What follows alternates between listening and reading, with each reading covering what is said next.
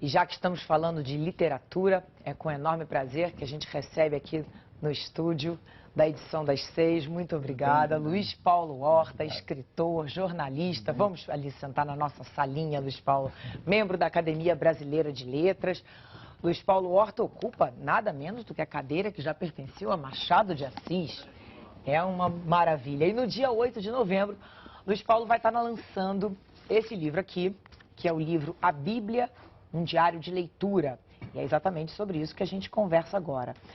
Bom, Luiz Paulo, estamos falando sobre um dos livros mais importantes da humanidade, é do qual o seu livro trata.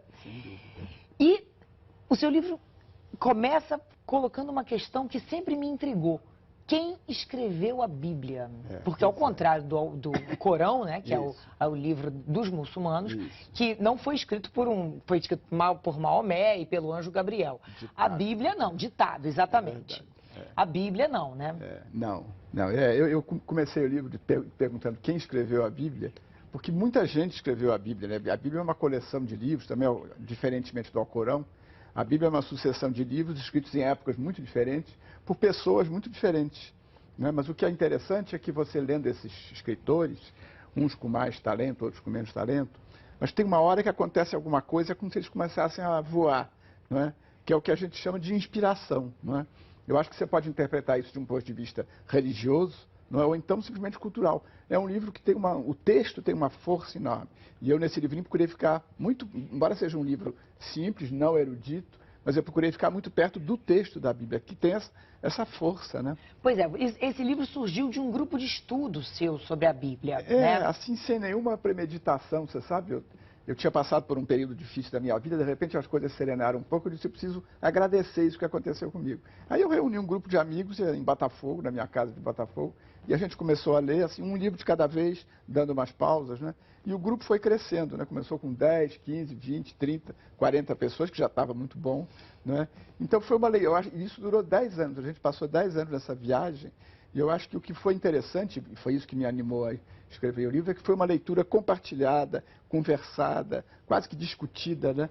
Então você passa a ter uma visão diferente da Bíblia. Pois é, porque eu ia falar sobre essa é muito interessante, porque sem dúvida nenhuma é um dos livros mais importantes, conhecidos do mundo. Eu diria porém, são poucas pessoas que leram de fato a Bíblia, né? A gente lê passagens, né? Sobretudo na tradição católica, né? Eu sou de formação católica, porque na linha evangélica você sabe que eles leem mesmo, né? E conhecem muito. E leem o Antigo Testamento, né? Com certeza, a Bíblia inteira. Mas nesse lado católico, a Bíblia, eu acho que as pessoas ficaram com medo da Bíblia, né? Porque inclusive você sabe que a reforma protestante começou muito em torno da Bíblia, lendo a Bíblia, publicando a Bíblia. Aí o meio católico se refugou, ficou arredio, e aí diziam, não, mas a gente tem o catecismo. Tudo bem, o catecismo é uma coisa ótima, mas nada substitui a Bíblia, né? E como é que o Antigo Testamento e o Novo Testamento se relacionam, já que são livros tão diferentes?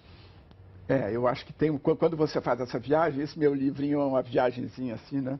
Eu acho que você vê o Cristo, por exemplo, né? O Cristo é anunciado no Antigo Testamento. Você pega um livro como Isaías, sobretudo o segundo Isaías, porque teve 2 Isaías, né? Você tem uns trechos ali que são proféticos, né? E você lê, por exemplo, o Novo Testamento, que não seria o Antigo, mas você pega o Novo Testamento, está tão repleto de citações do Antigo, que você aí começa a descobrir. A gente fez muito nessa nossa leitura, a gente fazia esse contraponto. A gente lia um trecho do Antigo, um trecho do Novo. E você vê que eles se respondem. O que daquilo que a gente lê quer dizer, como é que a interpretação, como é que a gente pode interpretar? É metafórico? Pois é, olha, esse por acaso, é o segundo capítulo do livro, que chama-se Gêneros Literários. Isso é uma discussão fundamental sobre a Bíblia, porque cada livro tem o seu estilo, a sua função, né? Por exemplo, você tem livros de sabedoria, livros poéticos, livros que parece que você está lendo um relato histórico, por exemplo, sobre os reis, sobre o rei Davi e Salomão. Mas você pega o Quase jornalístico, né? Olha, eu diria cinematográfico. Mas se você pega o Gênesis, que é o começo da Bíblia, e as pessoas levam um susto, o Gênesis está escrito num estilo que eu diria que é ligado à linguagem do mito, né? Da mitologia.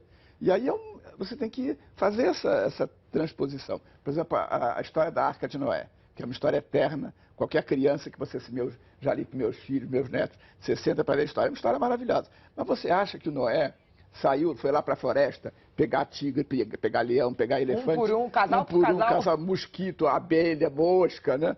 Então, você quase um biologista. Então, isso é que eu chamo o estilo do mito. Não é que seja uma ficção. O mito não é uma ficção, é uma história sagrada. E aí, como é que a gente interpreta isso? Aí que está, você tem uma flexibilidade de interpretações. Por isso que, por exemplo, nos Estados Unidos, aquelas escolas bíblicas, às vezes, agora tem uma discussão feroz nos Estados Unidos sobre criacionistas e evolucionistas, né? Porque os criacionistas dizem que é tudo exatamente como está na Bíblia. Os evolucionistas dizem, olha, a ciência já mostrou que o ser humano apareceu em diversos pontos do planeta, que houve uma evolução, não é? Então, isso fatalmente dá discussão. Bom, uma boa maneira da gente começar a discutir, então, é lendo a história, um diário de leitura. Luiz Paulo Horta, a Bíblia, um diário de leitura. Muito obrigada, sucesso para o seu livro. Obrigado, Leilane. Quem sabe ele ajuda a gente a entender um pouco mais da humanidade, né? Ele é feito para isso.